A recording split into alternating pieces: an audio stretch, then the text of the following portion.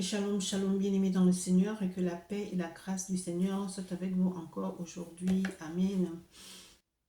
Je bénis l'Éternel pour nos vies, pour son amour, pour ses bontés, pour ses bienfaits.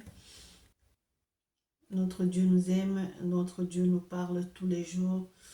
Il nous rappelle comment est-ce que nous devons nous comporter les uns envers les autres. Il nous met sur les rails. Quand on déraille, il est là vraiment pour nous mettre sur le droit chemin. Alléluia. Vous savez, bien aimé, Dieu ne parle pas en vain. Lorsqu'on reçoit un message, ça veut dire qu'il y a quelque chose qui ne va pas, il y a un dérapage au niveau des enfants de Dieu. Alléluia. Nous confondons les choses. Nous faisons les choses selon nos cœurs, selon les penchants de nos cœurs, mais nous ne mettons plus véritablement en pratique la parole de Dieu. On fait comme on veut et on se dit, bah, de toute manière, qu'est-ce que ça peut bien faire, hein? Même si je dois mourir à cause de ça, on meurt bien un jour, on meurt bien de quelque chose. Non, bien aimé dans le Seigneur, en tant qu'enfant de Dieu, je crois que nous ne nous appartenons plus. Nous appartenons à Dieu. Nous dépendons de lui. Donc, à chaque fois qu'on veut faire quelque chose, on doit s'adresser à lui.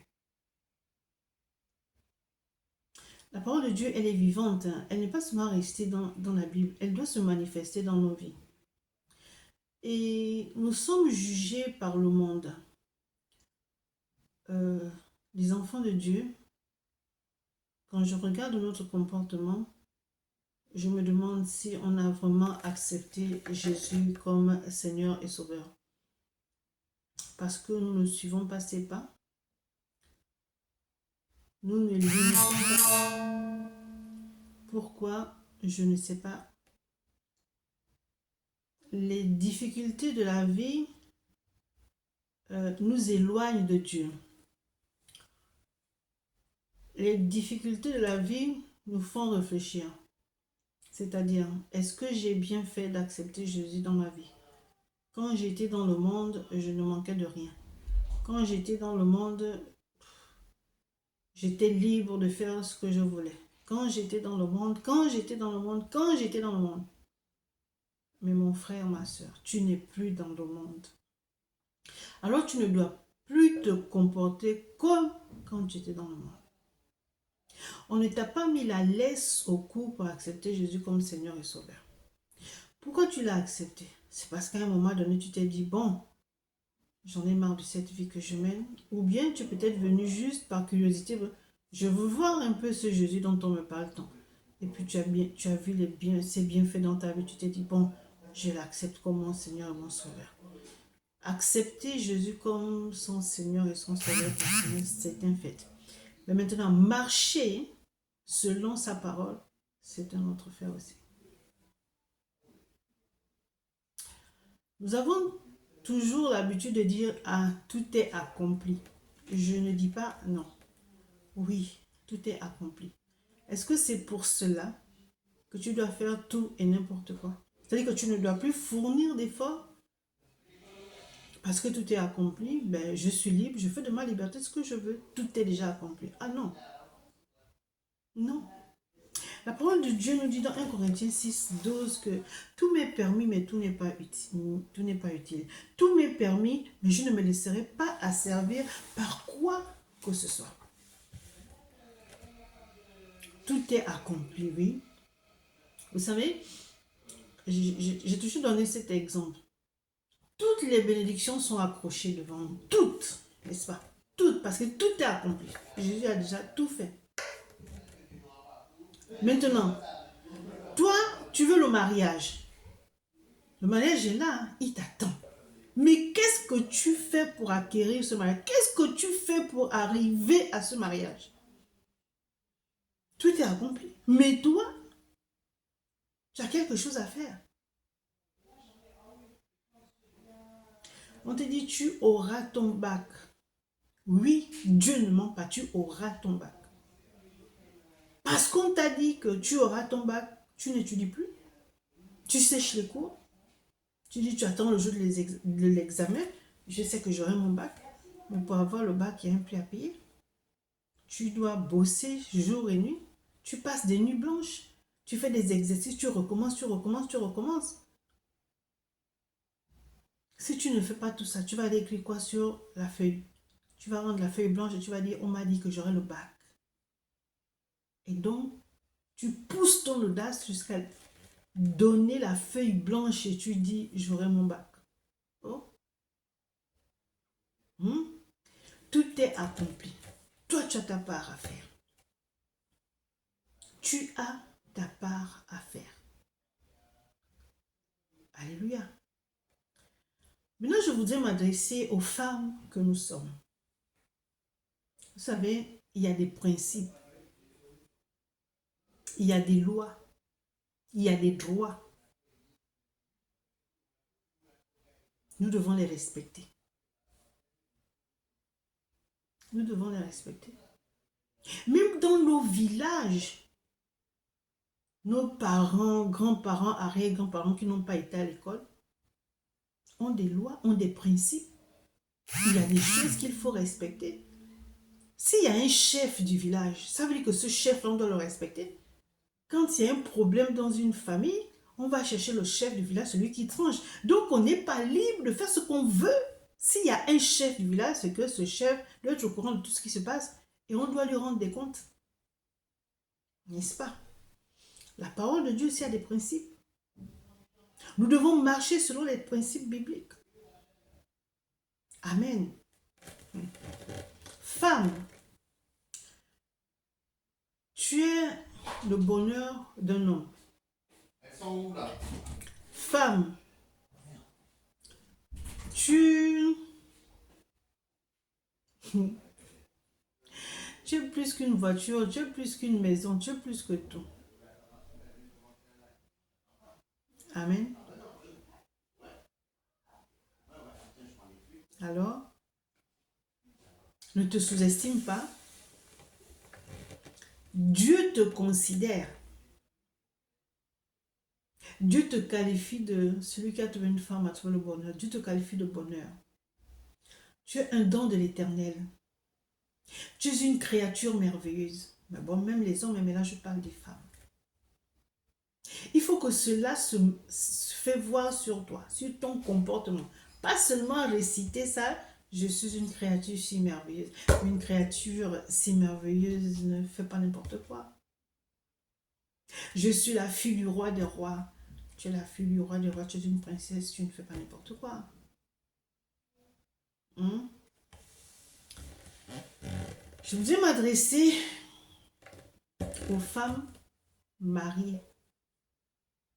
Nous devons nous parler. Nous devons nous conseiller. Nous devons nous exhorter.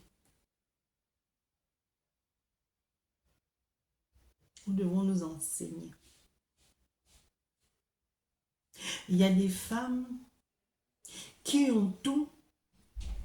Elles sont belles, elles sont intelligentes, elles travaillent, elles sont des chefs d'entreprise, elles ont tout.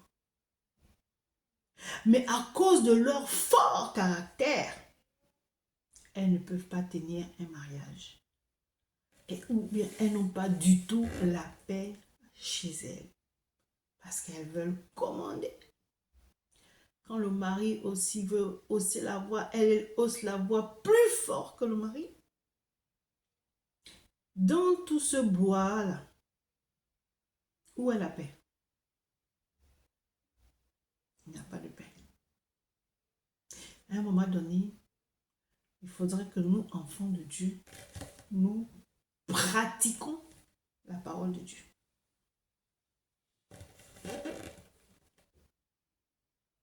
Nous pratiquons la parole de Dieu. Nous allons aller à la lumière de la parole de Dieu dans le livre de 1 Pierre, chapitre 3, à partir du verset 1. Femme, que chacune soit de même soumise à son mari, afin que si quelques-uns n'obéissent point à la parole, ils soient gagnés sans parole par la conduite de leur femme, en voyant votre manière de vivre chaste et respectueuse. Vous voyez? Femme, sois soumise à ton mari. Ça ne veut pas dire que ton mari doit te piétiner.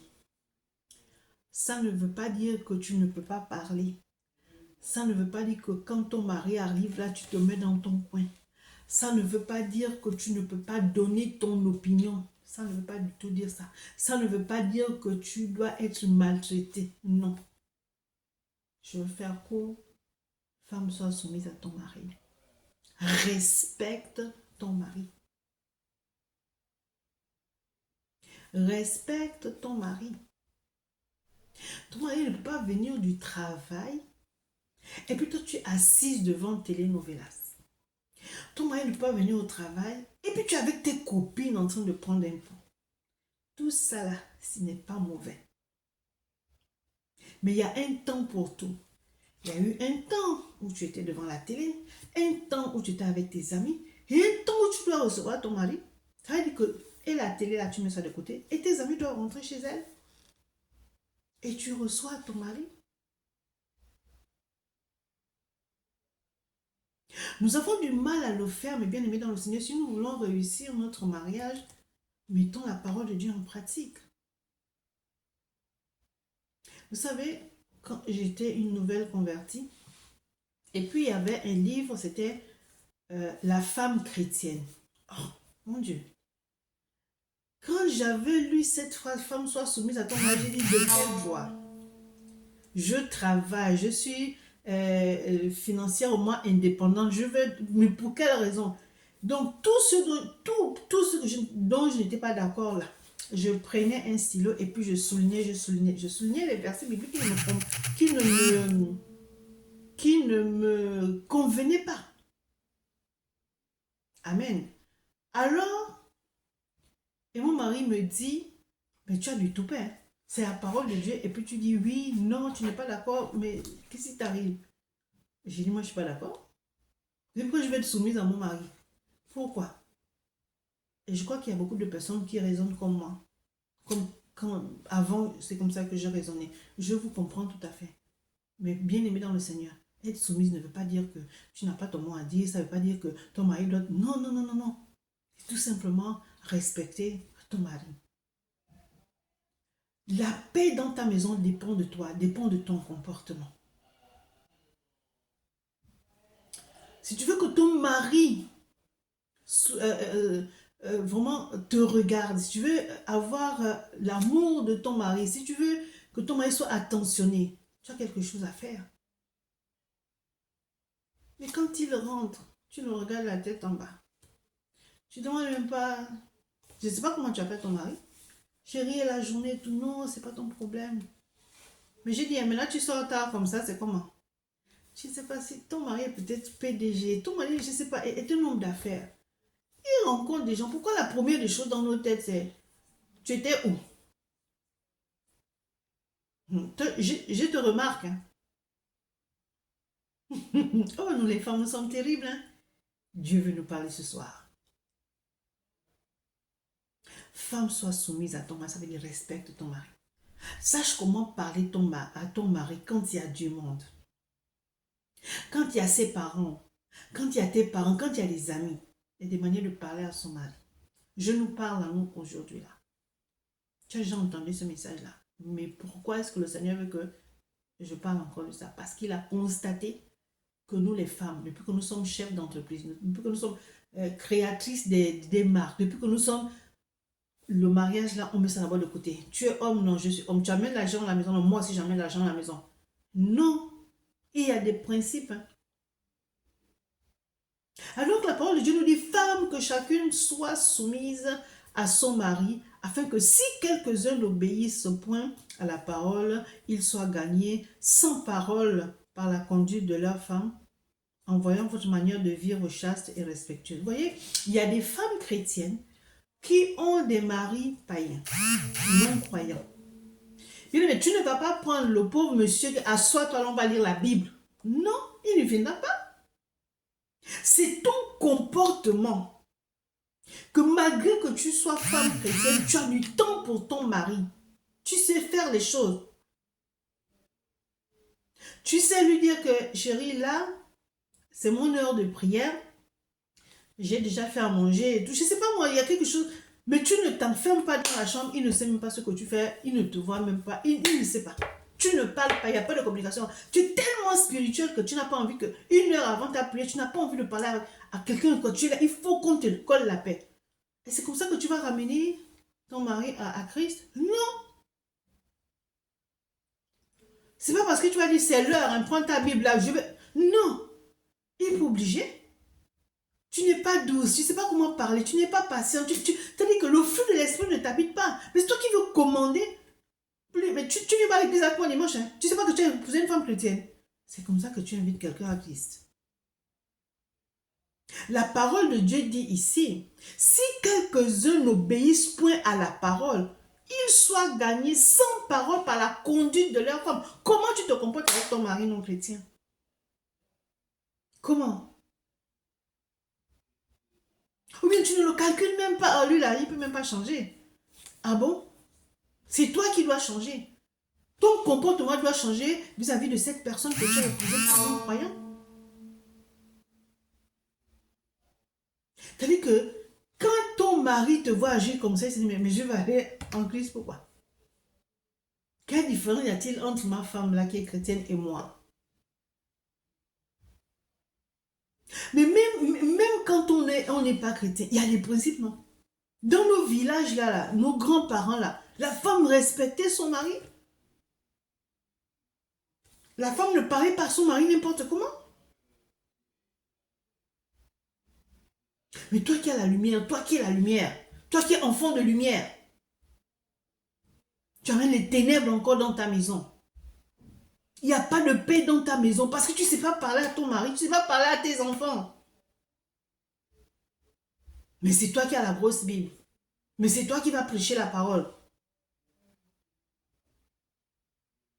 Tu vas prêcher la paix, l'amour. Chez toi, tu as laissé le désordre. Chez toi, tu as laissé le feu. Dieu nous parle ce soir. Ton mari non croyant ne peut être gagné à Christ que lorsque tu te comportes d'une manière qui... C'est-à-dire que quand il te voit, il te dit que mais... Ah, ma femme là vraiment, elle est douce, elle est gentille, elle sait comment me parler et tout. Un jour comme ça, il te dit, bon écoute chérie, je viens avec toi dimanche à l'église. Waouh, même si c'est pas le jour là qu'il accepte Christ. Mais de voir que tu vas dimanche là, pas seul avec ton mari, mais quelle joie. Au lieu d'être content, tu vas dire, oh en fait tu t'es décidé, hein.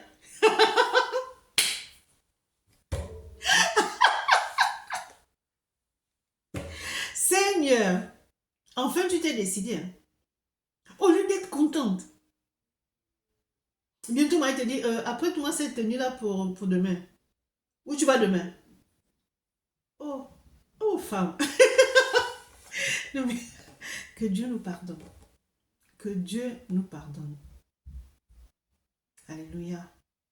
Donc, bien aimé dans le Seigneur, Éphésiens 5, verset 23 dit, car le mari est le chef de la femme, comme Christ est le chef de l'Église qui est son corps et dont il est le sauveur. Alléluia. Le mari est le chef de la femme, comme Christ est le chef de l'Église. Toi, tu peux venir dire, je ne sais pas, hein, les chrétiens, de fois, nous sommes... Dieu te dit quelque chose, mais pourquoi? Mais est-ce que je suis obligé de faire ce que Dieu me demande? Oh, quelle audace! Parce que ce jour-là, tu es de mauvaise humeur, tu es mal luné, et puis quelqu'un vient te dire que, tu sais quoi? Voici ce que tu m'as dit. Ou bien, tu es là, tu dis, pas forcément, tu m'as dit, ah ma soeur, ce que tu fais là, c'est pas bien. C'est pas moi qui le dis, hein, c'est la parole de Dieu. Et puis, je suis obligée.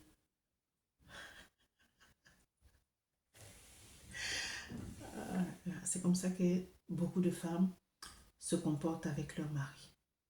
Mais ce soir, femme, quelle que soit ta position, tu es à la tête de l'église. N'est-ce pas, tu es pasteur, tu es prophétesse, tu es je ne sais pas quoi, chef d'entreprise. Non seulement tu es ministre de Dieu, mais tu es aussi ministre dans le monde. Ok, c'est une très bonne chose. Félicitations. Mais lorsque tu viens, tu rentres chez toi et que tu ouvres la porte là, ton manteau de servant de Dieu, ton manteau de ministre d'État, ministre de Dieu, je ne sais pas quoi, chef d'entreprise, tu laisses ça devant la porte. Maintenant, tu rentres dans ta maison en tant qu'épouse, en tant que maîtresse de maison, en tant que mère. Alléluia. Est-ce que bien aimé dans le Seigneur, quand tu rentres chez toi et que tu vois tout le monde avec le sourire, tu n'es pas contente? La paix de ta maison dépend de toi, femme. Il ne faut pas que quand tu rentres, encore elle, le mari qui dit, celle-là aussi, qu'est-ce qu'elle va encore nous dire aujourd'hui? What? Mais tu es dangereuse. Tu es dangereuse. Femme, tu es une personne merveilleuse. Montre à ton mari que tu n'es pas celle que les gens disent de toi, mais tu es celle que Dieu dit de toi. Alléluia. Je continue dans 1 Pierre chapitre 3. Le verset 3 dit ceci. Ayez non cette parure extérieure, excusez-moi, qui consiste dans les cheveux tressés, les ornements d'or ou les habits qu'on revêt, mais la parure intérieure est cachée dans le cœur. Alléluia. Bien aimé, c'est pas mauvais d'être habillé, c'est pas mauvais d'être tressé, c'est pas mauvais de mettre les bijoux et tout. Ça, c'est l'apparence. Alléluia. Mais ton cœur, c'est vrai que tu es belle de figure, tu es bien mise et tout. Mais est-ce que ton cœur est aussi beau que ce que tu dégages? La parole de Dieu nous dit, ayez non cette parure extérieure qui consiste dans les cheveux tressés, dans les ornements d'or, ou les parures intérieures et cachées. Non, je reprends. Ayez non cette parure extérieure qui consiste dans les cheveux tressés, dans les ornements d'or ou les habits qu'on revêt. Mais la parure intérieure est cachée dans le cœur, la pureté incorruptible d'un esprit doux et paisible, qui est d'un grand prix devant Dieu. Bien-aimé dans le Seigneur, tu es belle, une femme doit être belle, doit être propre, celle qui se maquille bien, celle qui... Bon, tu dois être bien mise, ok, ça c'est très bien. Quand on te voit, tu dis, waouh, oui, cette femme, elle est vraiment, tu fais honneur à ton mari, il est heureux, il est en joie de voir sa femme belle, bien mise et tout ça c'est bien. Mais c'est pas ce que Dieu demande. Ton cœur, il est comment? Pourquoi il n'y a pas la paix dans ta maison? Pourquoi ton mari n'est pas heureux? Pourquoi depuis que tu es marié, là, ton mari n'a jamais cherché à connaître Dieu? C'est que tu as un mauvais comportement. Tu as un mauvais comportement. Ce soir, tu dois changer. Tu dois rentrer en toi-même et dire que je veux la paix dans ma maison. J'ai cette capacité de mettre la paix dans ma maison. La paix dans ma maison dépend de moi. Je peux le faire. Et ton mari va dire, ah chérie, tu as changé, hein? Tu dis, amen, gloire à Dieu. Mais tu ne lui réponds pas parce que tu croyais que je ne pouvais pas changer. Toi aussi. Pourquoi? Le feu est en train de s'éteindre. Tu veux le rallumer avec tes paroles méchantes. Le mari t'a bien dit, ah tu as changé. Merci chérie, gloire à Dieu. Non. Tu croyais que je n'avais pas changé. Ah, femme, jusqu'à quand? Jusqu'à quand? Donc tu es bien habillée, tu es bien coiffée, c'est très bien.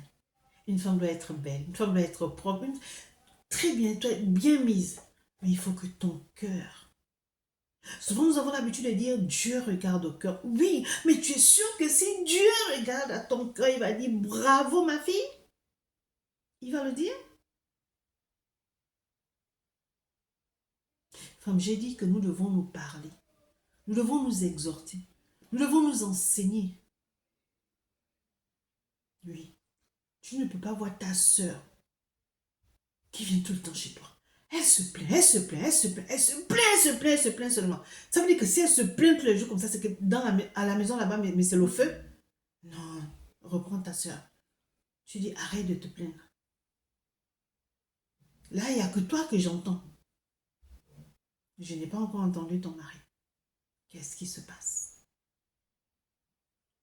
Arrêtons de nous plaindre. Deux fois, les hommes veulent tout simplement que tu leur dises, est-ce que je peux te parler? S'il te dit aujourd'hui que non, non, ne prends pas ça mal. Tu laisses passer quelques jours, une semaine. Chérie, est-ce que je peux te parler? C'est-à-dire qu'à chaque fois, tu es douce. À un moment donné, il va dire, ok, on peut parler. Tu as gagné quelque chose. Au moins, tu as gagné une discussion. Mais quand tu es énervé, ah non, bien aimé dans le Seigneur. Vous savez, hein, la vie nous enseigne. Les difficultés de la vie nous enseignent. Les épreuves nous enseignent. Quand tu cries, ton mari parle fort, toi si tu parles fort, là, tu n'as rien gagné. Mais quand il parle, tu le regardes seulement, tu as fini.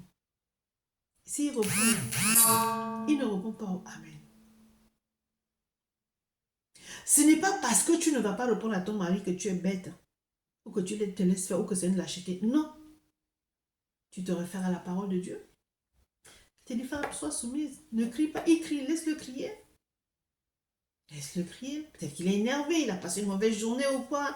Donc laisse-le crier. Quand il en aura marre, il va s'arrêter. Et s'il claque la porte, tu claques aussi la porte. Il lance la chaussure là-bas, toi aussi tu la... Oh!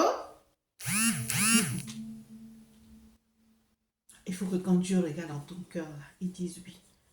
Et ton mari aussi. Et à chaque fois, je crie sur la femme là. Je rentre en retard. Je viens, la table est mise. Bon, j'ai bien repassé. Quand on me voit, on me dit, à un moment donné, il va s'asseoir. Il y a des hommes qui demandent pardon à leur femme. Il y a des hommes qui te disent que vraiment, je suis désolée. Excuse-moi de mon comportement. Là, tu glorifies le nom de Dieu. Parce que dans tout ça, quand il fait tout ça, tu fais quoi? Est-ce que tu es là? Non. Tu pries au-dedans de toi-même. Seigneur, touche son cœur. Seigneur, touche son cœur. Seigneur, donne-moi la force et le courage de supporter tout ça. Seigneur, je n'ai que toi. C'est-à-dire que même si tu n'ouvres pas la bouche, la prière interne là, au-dedans de toi là, c'est une prière puissante. On ne te voit pas prier. Tu es devant les gens, au milieu des gens, on te fait subir parce qu'il y a des hommes aussi de fois qui font honte à leur femme. Toi, tu es là seulement, tu souris. Alors que tu souffres dedans de toi, mais tu dis non, je ne vais pas tomber. Je ne veux pas montrer ma colère. Seigneur, aide-moi. Sans Dieu, tu ne peux rien faire. Donc tu es là, Seigneur, aide-moi. Donne-moi la force de ne pas crier. Donne-moi la force de ne pas perdre le... Seigneur, donne-moi la force. Et donc tu pries.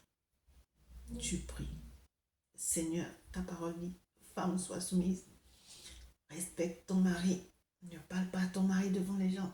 Dans tout ça, tu te dis ça au-dedans de toi. Dieu te dit, ma fille, reste calme. J'ai entendu tes prières. Tu n'as pas déshonoré ton mari. En même temps que tu pries là, parce que tu n'as pas de projet de vengeance ou quoi que ce soit, pendant que tu pries, lui prépare le cœur de l'homme là-bas. Donc, femme, ça ne sert à rien de crier. Ça ne sert à rien de prendre ton téléphone. Maman, j'en ai marre. Ma soeur, j'en ai marre. Ça ne sert à rien de murmurer. Ça ne sert à rien de te plaindre. J'ai dit, la paix dans ton mariage dépend de toi. D'accord? Donc, tu es bien mise là, c'est très bien. Mais il faut aussi que ton comportement puisse toucher ton mari, qui est peut-être non-croyant. Parce que vous savez comment les églises sont vilipendées aujourd'hui. Et ton mari va dire que, ah, mais ma femme là, vraiment, elle m'étonne. Hein? Il y a des changements tout le temps. Mais Jésus là est fort, hein? Malgré tout ce qu'on dit sur les églises. Alléluia. Donc, femme, je ne sais pas ce que tu vis dans ton mariage. Ce n'est pas toujours facile. Je nous l'accorde.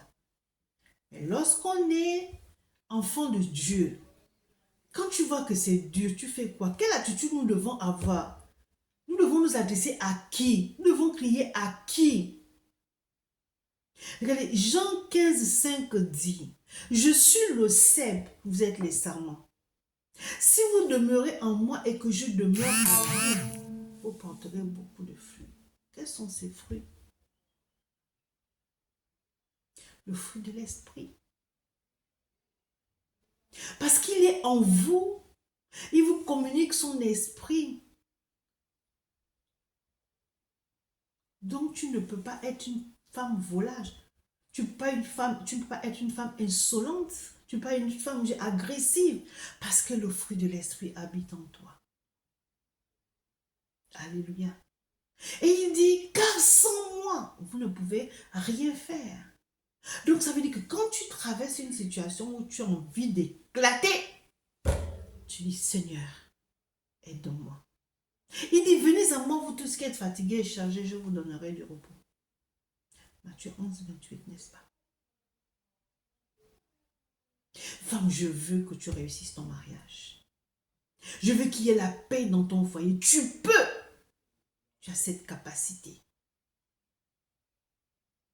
Je veux que ton mari dise, suis-moi, ma femme, fière de ma femme. Wow, quel bonheur.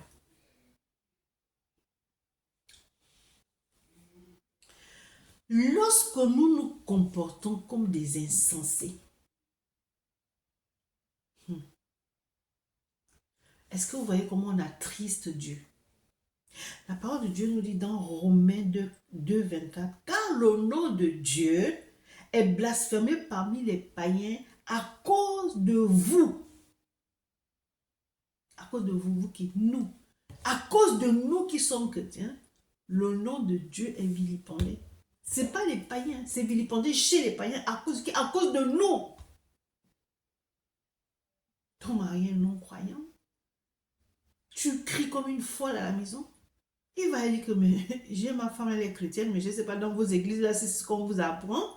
Si on vous dit de crier sur vos maris, si on vous dit que parce que vous êtes chrétien, vous ne pouvez pas faire à manger, vous ne pouvez pas repasser, vous êtes tout le temps enfermé, vous êtes tout le temps en jeûne, vous êtes tout le temps en montagne, dans la montagne.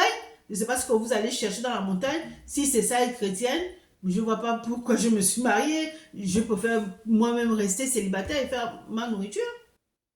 Parce que madame ne peut plus préparer, elle est occupée. Non, ce n'est pas ce qu'on nous enseigne dans les églises. Hein.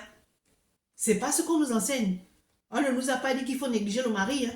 S'il y a des hommes de Dieu qui disent ça, c'est leur problème. Je dis que si une femme te dit, moi, mon pasteur a dit que quand je suis en jeûne, je ne m'occupe pas, c'est faux. C'est pas ce qu'on nous apprend à l'église. C'est pas ce que la parole de Dieu dit. C'est pas ce que la parole de Dieu dit. Alors il faut arrêter.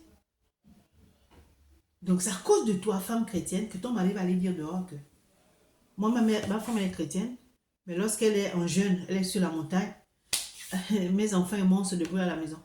C'est pas ce qu'on nous enseigne, homme. C'est pas ça du tout. Hein. La maison, ta famille est ton premier ministère. Tu ne peux pas laisser le désordre dans la maison et puis aller prêcher la paix à l'église alors que chez toi il n'y a pas la paix. Amen. Ah, Dieu est bon. Alléluia. Le verset 5 dit, ainsi se paraient autrefois les saintes femmes qui espéraient en Dieu, soumises à leur mari, comme Sarah qui obéissait à Abraham et l'appelait son Seigneur. Je ne sais pas comment tu appelles ton mari, mais Sarah appelait Abraham mon Seigneur. Alléluia. Donc, c'est comme ça que nous devons nous comporter. C'est-à-dire que nous devons donner un respect qui ne dit pas son nom à son mari.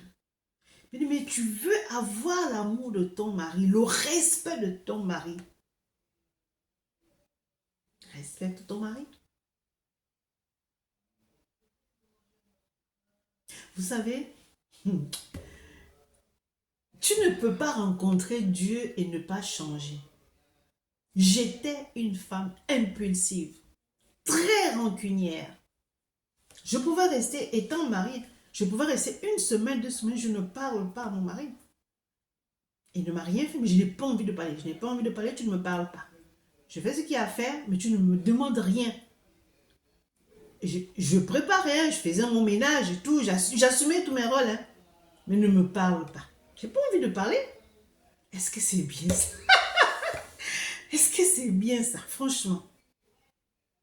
Mais quand tu rencontres Dieu, tu es obligé de changer. Peut-être pas tout de suite, mais au fur et à mesure. Et pire encore, quand tu es servant de Dieu, mais il y a des choses que tu ne dois plus faire. Je ne peux pas aller dire à une personne, une femme, que ne soit pas colérique, alors que moi je suis colérique. Non, tant que je ne suis pas délivrée de la colère, je ne peux pas prêcher la colère. Mais j'avoue que Dieu m'a beaucoup changé. J'avoue que Dieu m'a changé.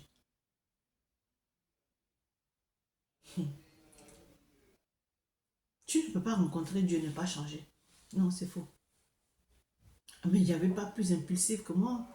Rancunière. Boudeuse. Mais je bénis l'Éternel qui m'a changé. Amen. Donc, toi qui es comme ça, tu peux changer si tu veux, mais pas seul. Il dit qu'à sans moi, vous ne pouvez rien faire. Demande l'aide de Dieu. C'est-à-dire que tout part d'une décision. Si tu décides de changer, Dieu travaille avec toi. Mais si tu ne décides pas, tu dis je suis comme ça, je reste comme ça, eh bien tu resteras comme ça. Tout simplement. Amen. Donc, je vais terminer en disant ceci. Le verset 6. Comme Sarah qui obéissait à Abraham et l'appelait son Seigneur, c'est d'elle que vous êtes devenus les filles en faisant ce qui est bien, sans vous laisser troubler par aucune crainte.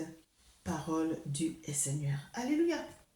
Bien-aimés dans le Seigneur, marcher selon la parole de Dieu, si on est décidé, si on veut vraiment changer, c'est pas difficile. Mais si tu regrettes le passé, où tu es là, est-ce que, c'est-à-dire que ton temps, tu passes tout ton temps dans le est-ce que, je sais pas. Mais bon, on va où avec ça? Tu veux changer ou tu veux pas changer? Tu veux être heureuse dans ton mariage ou pas? Tu veux qu'il y ait la paix dans ta maison ou pas? Tu veux que ton mari t'honore ou pas? Tu veux que ton mari t'élève? Tu veux que ton mari te fasse des éloges ou pas? Tu veux que ton mari soit content de toi ou pas? Tout dépend de toi. Pour que ton mariage réussisse, c'est toi. Vous savez, avant, quand je voyais des femmes, c'est-à-dire qu'à chaque fois le mari crie, à chaque fois le mari crie. Bon, il y a d'autres qui donnaient des tapes comme ça, mais ce n'était pas des femmes battues en tant que telles. Je disais, mais qu'est-ce qu'elle fout dans ce mariage? Qu'est-ce qu'elle fait dans ce mariage? Mais elle doit partir. Non, c'est pas comme ça. C'est pas comme ça. Tu peux changer ton mari. Tu peux le faire. Amen. Que Dieu nous aide. Que Dieu nous aide, bien-aimés dans le Seigneur. C'était le message que j'avais pour nos femmes. C'est pas facile, mais ce n'est pas impossible de changer une personne avec la parole de Dieu. Ce n'est pas impossible de gagner une âme à Christ, mais avec la parole de Dieu. Et ton comportement, ton témoignage, quel est ton témoignage? Pourquoi ton mari non-croyant ne veut même pas entendre parler de Jésus dans ta maison? Pourquoi? Quel est ton témoignage? Que Dieu nous bénisse. Amen. Alléluia. Dieu est merveilleux. Amen.